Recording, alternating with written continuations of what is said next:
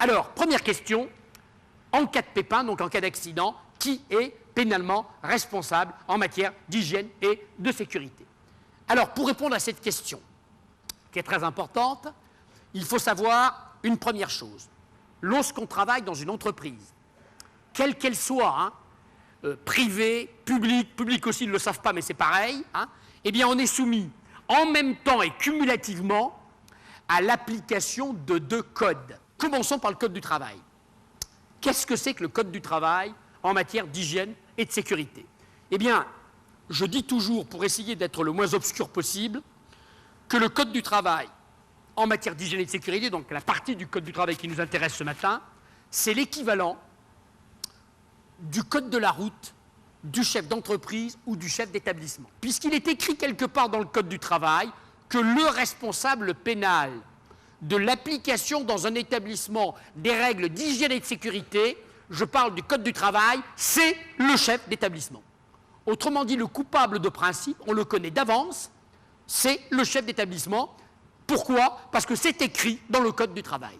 Donc en principe, quand par exemple, il n'y a pas un équipement de protection individuelle, il n'y a pas de document unique, en principe les plans de prévention sont mal foutus, ou ils n'existent pas, le coupable, on le connaît d'avance, en principe, c'est le chef d'établissement. Car c'est lui, je répète, qui est en haut de la pyramide de l'établissement, c'est lui qui a le pouvoir disciplinaire, économique au moins en partie, et donc on en tire une conséquence, il est en principe coupable en cas d'infraction aux dispositions du code du travail. Ceci dit, attention, le chef d'établissement a la possibilité, et ça ressort et du code du travail d'ailleurs et de la jurisprudence, de passer le volant, si je puis dire, à l'un de ses collaborateurs. Et qu'est-ce que c'est que cette passation de volant? Eh bien, c'est la fameuse délégation de pouvoir. Et donc un chef d'établissement a la possibilité de donner une délégation de pouvoir à l'un de ses collaborateurs, mais évidemment à condition de lui donner compétence, autorité, moyens. Pour que l'homme qui va assumer cette fonction, eh bien, ait les moyens, des moyens équivalents à ceux dont dispose le chef d'établissement pour être efficace. Parce que finalement, une délégation de pouvoir, c'est quoi? C'est une démarche de prévention. C'est une façon de rapprocher le pouvoir du terrain, d'améliorer la prégnance de l'encadrement sur le risque pour que les gens qui soient au contact avec le risque puissent réagir rapidement et intervenir lorsque les choses ne vont pas. Et donc, au titre du Code du travail, je résume, il y a tout le temps un seul coupable possible, soit le chef d'établissement, soit son délégataire, soit l'un, soit l'autre, jamais les deux, puisqu'il n'y a jamais deux pilotes dans le même avion. Seulement, ce qu'on oublie toujours, c'est qu'à côté du Code du travail, il y a l'autre code, le Code pénal. Et alors là, le Code pénal, c'est autre chose. Qu'est-ce que c'est que le Code pénal? Alors je dis toujours, pour prendre une image plus ou moins exacte, que le Code pénal, c'est le Code du citoyen. Ça veut dire déjà fondamentalement que le Code pénal, il s'applique à tous les moments de la vie. Il s'applique à la maison, au volant de votre voiture et puis au travail, même pendant vos loisirs. Bon. Et dans une entreprise, le Code pénal, il s'applique à tout le monde. Il s'applique au dernier des opérateurs comme au PDG d'un multinational. Et au titre du Code pénal, il n'y a pas de délégation de pouvoir qui tienne. Tous ceux dont les négligences vont s'inscrire dans ce qu'on appelle l'arbre des causes ou l'arbre des faits d'un accident peuvent se retrouver dans le tribunal correctionnel. Au titre du Code pénal, on peut avoir 1, 2, 3, 10, 15, 20, 30 personnes devant le tribunal pour le même accident. Je prends des trucs connus, comme ça on gagne du temps. Le meilleur exemple ces dernières années, c'est l'affaire de la grue de Toul. Vous vous rappelez peut-être l'histoire à Toul dans l'Est. Bon, petit chantier de BTP, il est 10h15 du matin. Ce matin-là, il y a un chef de chantier et un grutier. Le grutier est un intérimaire. Il est là depuis 3 jours, mais c'est un grutier professionnel.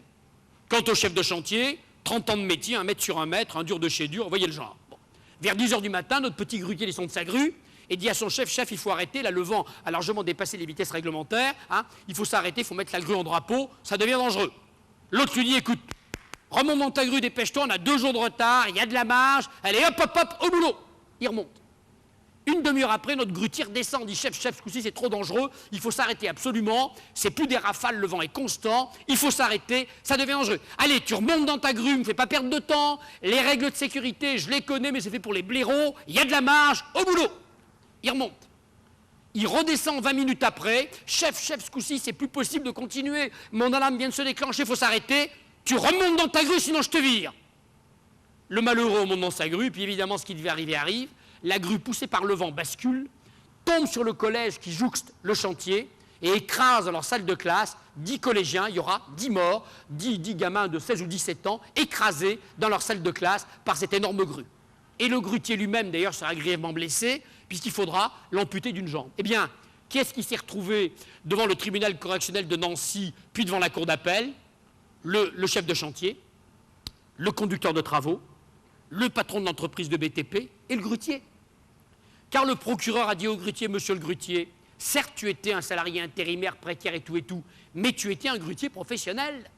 Et le vent et le grutier, c'est deux choses absolument indissociables. Tu connais les règles de sécurité de ton métier, tu avais un anémomètre, tu avais une alarme, tu n'aurais jamais dû remonter dans la grue. Certes, tu as été mis en demeure de remonter, menacé d'un licenciement, mais tu avais ton droit de retrait, tu ne l'as pas exercé, ta négligence à toi aussi, qui était un professionnel du grutage, a participé à la catastrophe.